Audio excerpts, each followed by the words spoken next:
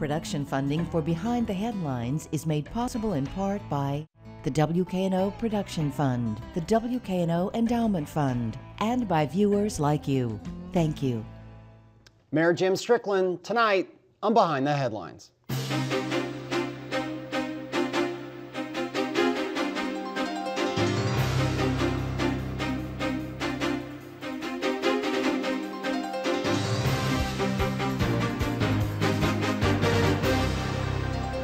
I'm Eric Barnes, publisher of the Memphis Daily News. Thanks for joining us. I am joined tonight by Memphis Mayor Jim Strickland. Thanks for being here again. Thanks for having me. Along with Bill Dries, senior reporter with the Memphis Daily News. We'll talk about as much as we can get to because there's a whole lot going on, but I wanted to start with the statues and the meeting at the Historic Commission, the Tennessee Historic Commission last Friday. Did not go as I think you wanted, a lot of people, the city council, a lot of activists wanted. But tell us what happened and tell us what happens next, because it's not over by any stretch. Yeah, we basically had two petitions. One was turned down and one was set for a hearing sometime in November. So the fight still continues. We wanted the first petition to be granted and disappointed by the vote, and frankly disappointed by the vote total. It was pretty overwhelmingly no.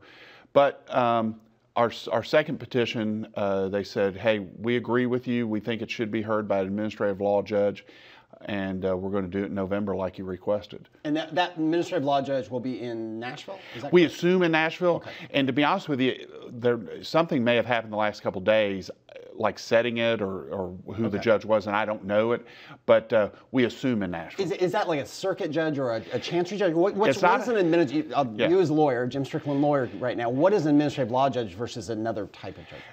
It's a appointed position by the governor, and they hear administrative matters, probably some employment matters in the state, and we filed this petition for emergency relief, saying we have to have an answer in 60 days under the law. And they said, yeah, you're right, there is a provision for that. And the commission could have heard it themselves, or they could have asked this administrative law judge. Do you feel better? I mean, when you're dealing with a group, what the historic commission was 23 members, 30 members, a big group, right? Is it better to be in a legal arena? Is that a more comfortable place? It might be a more comfortable place for you, but is it just, do you feel like the city's interests are better heard in that sort of arena, or? I don't know. I don't know who the judge is. Okay. I feel totally comfortable with the situation. I thought we made a great presentation as a team. We had citizens there, we had business leaders there, we had a group of ministers there, we had a lot of city personnel there, and I thought as a team we made a good showing. All right. Bill. So after this hearing, Mayor, the City Council this past Tuesday basically approved an ordinance that, to my eye, lays out a whole lot of other options, legal and official actions that could be taken that range from closing the park down, the city taking that action, to taking the plaza around the statue of Forrest and basically creating a memorial to lynching victims around it. So it seems as if this is about to go broad, and kind of the plan that you've had is what is moving into view at this point. Yeah, I think the most important thing, though, in the short term, for sure, the council and I are on the exact same page, that we ought to go forward with this hearing in front of the administrative law judge and try to get this thing resolved in November. After that is what they've proposed, these different plans. I've not really had time to absorb that. I'm not sure closing the park, I understand the sentiment, but if you close the park, you still see the statues, and they're still there. Putting other statues and memorials up, I'm very open to that. I'd still like to take them down, and but I appreciate the engagement. So the administrative law judge is going to hear the city's case that basically the city does not have to have the city believes, your administration believes, that the city does not need a waiver from the Historical Commission to move and relocate this statue. Yeah, that the specific issue is the Nathan Bedford Forrest statue is not a war memorial. A war memorial is a term of art that's used like the Vietnam War Memorial. it's dedicated to that war. This statue is dedicated to an individual, and we believe that that cannot, as a legal matter, be a war memorial. You've heard from people who say, well, why can't the city simply act now, take bold action now, and let the courts sort it out later? The goal of leaders of that movement is to have this statue down by the April 4th, 50th anniversary of the sanitation workers' strike. And that's also your goal in this. Yeah. You know, it's real easy to say, Bill, you need to go break the law. Eric, you need to go break the law. It's easy for me to say that. The reason that they're not taking down the statues is because it's illegal and they would be held accountable. But it's okay if I break the law. We're not going to break the law at City Hall. I've said this countless times. To do this, imagine to do this, I as mayor would have to order about 24 city employees to break the law. Because Jim Strickland cannot operate the machinery and pick that thing up and then transport it. So I'd have to order public works employees to break the law, and then I'd have to order policemen to break the law and ignore what we were doing. That's outrageous. That's absolutely outrageous, and I'm not going to do it. In fact, those employees could sue me if I did it. They could be held accountable by law, thrown in jail, and punished, and I could be too, and we're not going to do it. So one of the points, though, that Lee Harris has made, state senator, former city council member, is that could a city employee be charged with destroying city property if they're a city employee? If the city owns the statue, is it possible to charge a city employee with destroying property? Absolutely. What if a city employee took a sledgehammer and just started beating up the Brooks Museum building? He's a city employee. That's goofy.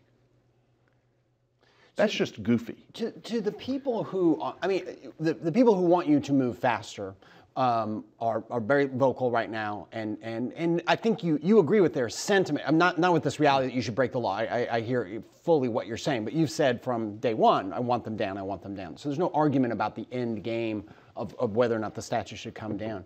Have you heard from many people, and I've said on the shows, we've talked about this, I haven't heard from any public officials, people on Facebook maybe, people around, who want them to stay up within Memphis? Do you hear from people? Do you get emails from people? Do you get calls from people? Well, their argument is what? Is it that it's the history, we're destroying our history?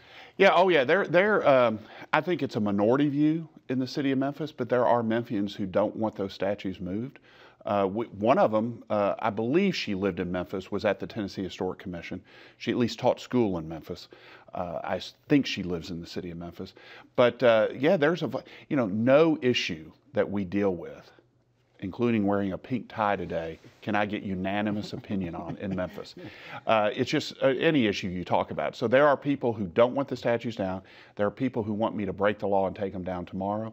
I think, though, most people agree with the tact we're taking, which is follow the law, let's get them down in the long term, and get them down by the April 4th. And we will move on to something, but do you worry, and I've heard other people talk about, April is too far away because the legislature will be in session in January into February. And the legislature has tremendous authority, far more authority than a lot of mayors and a lot of city councils would like over all kinds of things, including potentially these statues. So do you feel that is a deadline that the legislature going in session? That is definitely on our radar. Yeah. That we understand that the state legislature disagrees with our position and that they could try to attempt to change the law to make it even more difficult. So that's on our radar that they start in mid-January. We're focused on the Forrest statue, the statue downtown, Robert E. Lee in what is now, Fourth Bluff Park overlooking. What's the status on that one? Where do things stand? We're really more focused on the Forrest statue, but we do have our eye on the Jefferson Davis statue. And again, the goal is to try to get them down by April 4th. Okay, look, we'll move on. I mean, obviously a lot more going on with that. We'll move on because there's a whole lot of other things going on, including this past week, announcement of Riverfront, vision for the Riverfront. The Riverfront Task Force that I think you appointed, I believe in the spring. Yes. We have some folks on, Jennifer Oswalt from DMC and Kevin Kane on next week talking about that. But it's a big, bold plan for the Brooks potentially to move down to a site right on the bluff. an aquarium, an aquatic education center, changes to the convention center. It's a $550 million plan. This is not brilliant at the basics in the sense of the way you ran and the way you've talked for the first year and a half you've been in office. And I don't mean that as a criticism, but your mantra has been basics, potholes, police, services. This is a whole other side to your administration, or an opening in your administration that we haven't seen as much of. Well, first of all, I think I can walk and chew gum at the same time. And I really appreciate the Daily News. It's going to be the Daily News Aquarium. I appreciate the commitment to multi-million-dollar donation. We're working on that. Yeah. No, but we're still committed to being brilliant at the basics. And if you notice, and frankly, very few people understand our operating budget, our CIP budget, and the TDZ. But I'm very committed that our operating budget and our CIP budget, what we pay police and pave streets, that is focused on basic core services. We're not going to use our normal, what I'll call our normal budget, to do these extras. The property taxes I pay and other people pay. Yes. We're not going to use that to do these extras. But we have this TDZ money, which is extra money, and basically, in short, it's state sales tax. Money that would go to the state for their purposes, we get to keep in Memphis to develop tourism. We're going to use those dollars to do this riverfront development. We're already using them for the pyramid, and that's how we redid the pyramid for Bass Pro. And there's extra money on top of that, so we're asking the state to say, hey, you've given us permission to use it in the Pinch, the Convention Center, and the pyramid. There's so much money, we want to do stuff on our riverfront. So would you give us permission to do stuff on the riverfront? So that's going to be the city's portion. I don't want anybody to think, though, that we're breaking ground on the Brooks Museum or the aquarium tomorrow, because most of the money would be privately raised. So we have this state money, but most of it's going to have to come from private sources. Are there commitments on the private end of that? No, and it's a little frustrating from my point of view. I'd hate to get this stuff out and then, I like to have it all tidy and then make the announcement. But the whole TDZ process does not allow that. Which has to be approved by the state. Yeah. Okay. For the state to approve it, we have to give them specifics on what we want to build. So that's why it's kind of gotten, the horse has gotten out of the barn before we have it all neatly packaged. And do you worry, before I go back to Bill, do you, there have been so many plans for the riverfront over the years. I mean, when you appointed the task force, I think I said to you, one more task force. I saw your eyes roll. Yeah, I mean, and I think don't you think that's a little fair? I mean, Absolutely. people going, oh great, one more task force, one more plan, one more beautiful vista kind of drawing. And again, even as you're saying, there's these great ideas, and and the Brooks has talked about what it could do, and so on. But is it just one more plan that isn't going to come to fruition? Do you worry that that's the case? No, I don't worry about it, but on the other hand, this is not all finished. And when I first got elected mayor, I went to the Kennedy School. They have a new mayor's school, and one of the people said that the process by which you get from point A to point B is oftentimes ugly, and it doesn't look good to the public, and that's kind of where we are. And at the end, that's where I need to be held accountable and judged. What are we doing at the end? We will do something on the riverfront. I don't know right now if we'll be able to raise the private money for a Brooks Museum or an aquarium, but there's other plans that I think more green things, improving our parks, that we certainly can get done. Bill. But Mayor, being able to pick something out of what is a much broader plan with a lot of different moving parts to it, and say, yes, we want a pedestrian bridge from the southern end of Mud Island with an aquarium to a new Brooks Museum on front between Union Avenue and Monroe. That has a catalytic effect, though, doesn't it? Oh, yeah. On one hand, I know I'm saying, well, we haven't done this yet, but on the other hand, I'm really excited because it would really be a positive transformation for downtown. Mud Island is so close, but so far away. And that's been the problem since it opened in the early 80s. Well, and also there has been so much talk about the potential of the island, and people have very different ways and opinions about tapping that. So kind of walk us through your thought process, because this could have been pretty involved and it could have gone, you know, dozens of different ways, and you settled on something that seems to add some big elements to it, but yet keep the basic mission of the park there. Yeah, because the bones of the park, I think, are pretty good. You talked about people contacting me about the statues being for the statue. I get a lot of people contact me about they really like the river walk. Mm-hmm. You know, the model, the scale model of the river. Even there's defenders out there at the museum. The problem with those things is they look exactly the way they did in the early 80s, because there's been no money to be able to spend on that. So we keep that. The amphitheater, which is a great place to watch a concert, it's just so dated. The bathrooms are bad. The stage is too small for shows right now. So we keep those basic elements and improve them. But you can also put an aquarium out there, which I think the aquarium in Chattanooga draws 600,000-700,000 people a year. That's basically what Graceland draws. So we're adding another sort of tourist attraction that could basically double what Graceland does. Draw people out there so that more people can enjoy the scale model of the river. So talk to me about private money, as in private development, specifically on something like the aquarium, because I think sometimes when I see private and philanthropy together, I go, okay, well, that means private donors who aren't necessarily philanthropists, but you're talking about private development or leveraging this for private money in some cases. Yeah, either way. I mean, if you break off private money from philanthropic money, we take either one. Paul Young, who's sort of been the mastermind of all this and has done a really good job at it, brought in an aquarium expert, and that's even an understatement. This guy is really good and has built aquariums all over the world, some of the best ones across the world. And his team, and there are people who would invest money, private investors who would invest money into aquariums because there is a return on those aquariums. So that's a possibility. It's also a possibility that people would just donate money, specifically maybe for the Brooks, which is a nonprofit entity. Do you worry, though, that, and you said Paul Young, the head of Housing Community Development, has been on the show. Do you worry that, okay, you build the aquarium and, then there's another city amenity that is fighting for dollars? I mean, can it be self-sustaining? Can it, Mud Island was supposed to be, the park was supposed to be self-sustaining. It clearly has not been. It's a drain of something like $1 million a year on the city budget, somewhere around that, depending on how you calculate it. Does that worry you? That is a concern, and I've seen some initial numbers that the aquariums across the world really do sustain themselves. That is, the oncurring operation and maintenance is something that needs to be kept in mind, and we will keep that in mind.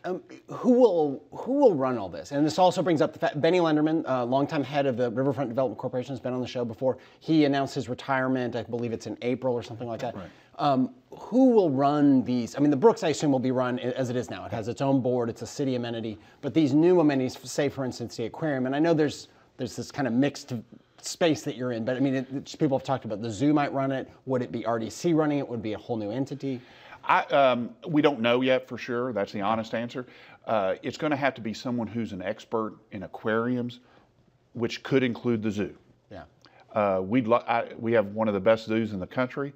I would love if they were involved. If not, then there are people who are experts in running aquariums. But it's not something where you're going to have an appointed, no. Someone in your cabinet is head of the aquarium. No, Alan Crone is not going to be running the aquarium. Crone was on the show recently. What is the future of, all this vision for the Riverfront, what's the future of the Riverfront Development Corporation? And who picks their next head? Are you involved with that, or is that their own board? Yeah, the RDC is a standalone nonprofit. Okay. We contract with them to do certain things, maintain our parks on the river and that sort of thing. But they are standalone, they have their own board. So that'll be their decision.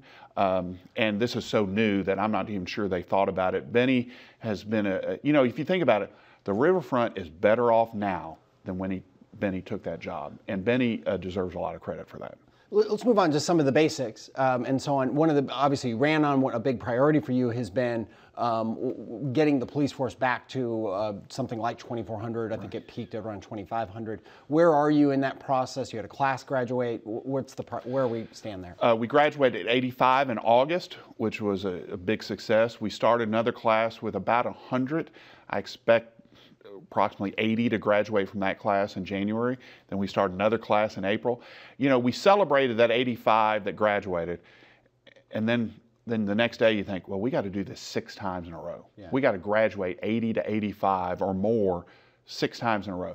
So I suspect in January when this class graduates, we'll say that we've brought on more police officers in 2 years than in the prior 4 years combined. But we're still a long way from where. And that gets us, before I go back to Bill, that gets us to we're at 2,000? Yeah, that'll put us over 2,000. But then, naturally, you have attrition. There's officers who retire and leave and that sort of thing. And we have slowed down attrition. The 2 years before I was mayor, we lost about 185 officers per year. My first year as mayor, we got it down to 150. This year, I think it will be lower than that. I'm not sure exactly where. But we got to slow down the attrition, retain officers, and recruit them at the same time. Bill. Mayor, it doesn't get more basic than sewers. And since the last time you were on, you put out an order. I don't know if it's called an executive order, but in effect, the city has made the decision: no new sewer connections for developments outside of the city that don't already have an agreement with the city. Talk to me about your thinking on that and what prompted that. First of all, cities don't usually provide services outside city limits. I know it's shocking, but we don't build parks outside city limits. But traditionally, Memphis has built sewers outside city limits because they knew they were going to annex those areas. And that's been happening for 40 or 50 years. Well, now that annexation's over, to me, the logical next step, and remember the state legislature and the county commission took away the city's zoning authority. We used to have zoning authority 3 miles outside the city limits. Well, the state legislature and the county commission took that away. So if our authority ends at our city limits, our responsibilities ought to end at our city limits. I made a mistake, though. I made that decision without really consulting enough people. I take that. That's my. And that was, I'm 100% responsible. Heidi Schaefer, chairman of the county commission. That was her criticism, that we've got projects in limbo. We've got projects 70-something, I think she counts, that are now, and that, yeah, maybe they are outside the city limits, but economic development in the area helps the city. So you said that you made a mistake in terms of how do you fix that mistake? Well, what we're doing is I've met with every developer who's asked to meet. It's only been 4 or 5. And what we've done is the Office of Planning and Development came up with that list of 70. And our legal team is looking at it. And if we are legally responsible, if we're legally have to extend those sewers past because of detrimental reliance or literally a contract, then we will do so. And we hope to have an answer on that on the legal side sometime in November. Is this issue a kind of a gateway issue to larger questions about what the city does and its relationship to what happens outside of the city limits? I guess, we want to be, Memphis, I think, ought to be looked at the same way these other cities are. Very few of the suburban cities are extending sewers outside their city limits. Now, fire and police, on an emergency basis, all the cities cooperate and will go outside their limit. But on normal police patrols, police don't go outside the limit. Most people, including the people who live in the unincorporated parts of the county, support our decision. it's just a handful of others that are involved, and we're going to deal with them on a case-by-case basis. Does this get into issues of de-annexation? I mean, of orderly versus forced de-annexation? Yeah. I think so. I mean, I don't know if they're directly related, but they're tangentially related. We're still pursuing the de-annexation of about 6 neighborhoods. We're going to hopefully get the state legislature to agree that we can get that done. And then I got to convince the city council that that's the right thing to do too. With just a minute or so left, 2 quick things that we could talk about for an entire show. The fairgrounds, what's next with the fairgrounds and what's going to happen there? Our goal is by the end of the year that I present a plan for the fairgrounds to the city council and then get approval to go to the state on a TDZ application for that. Totally separate than the other TDZ that we just talked about. And the fairgrounds TDZ, so people know, is the last TDZ in the state. You know, they go from Dollywood to Nashville to Memphis. That'll be the last one.